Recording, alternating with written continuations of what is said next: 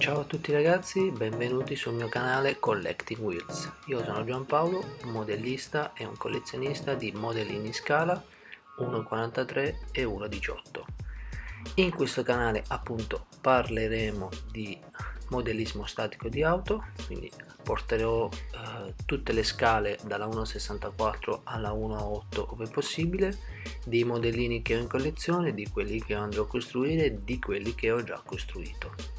Parto subito con recensire questo modello in scala 1,43 della BBR, noto brand italiano con base a Saronno. Il modello in questione è la Ferrari 250 GTO, la Ferrari più iconica o una delle più iconiche di Ferrari, a mio avviso e per i miei gusti la mia preferita. Andiamo subito con l'aprire il box esterno. Questa è la terza serie di D250 GTO che BBR ha fatto in edizione limitata. Partiamo subito con il certificato di garanzia, incluso in alcuni modelli di BBR, perché sono modelli, ripeto, sviluppati e creati qui in Italia a Saronno. Altro talloncino per ovviamente riconoscere l'edizione limitata.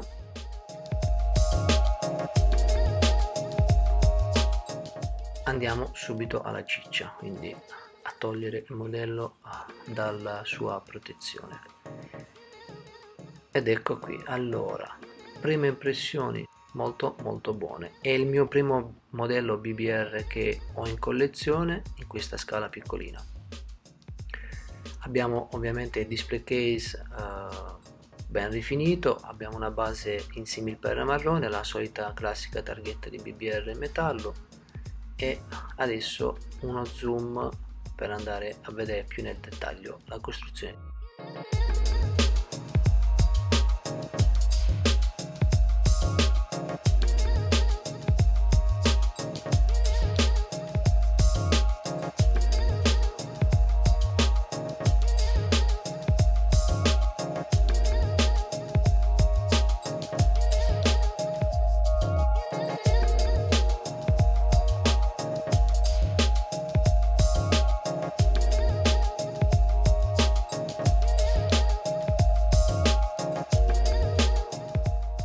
Veniamo alle conclusioni. Un modello ben fatto, ben rifinito, qualche piccola sbavatura di costruzione come il nero delle portiere o comunque le fotoincisioni, una fotoincisione nel mio caso per quanto riguarda il lato destro del finestrino.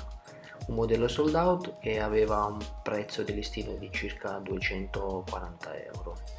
Grazie per la visione e iscrivetevi al canale se vi piace il video. Ciao!